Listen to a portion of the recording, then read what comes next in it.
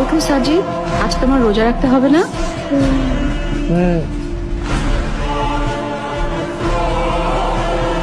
জলদি করো বাবা, সেহরি না করলে সারাদিন রোজা রাখবে কি করে? রোজা? আরে সাজিদ, তোমার সেহরি।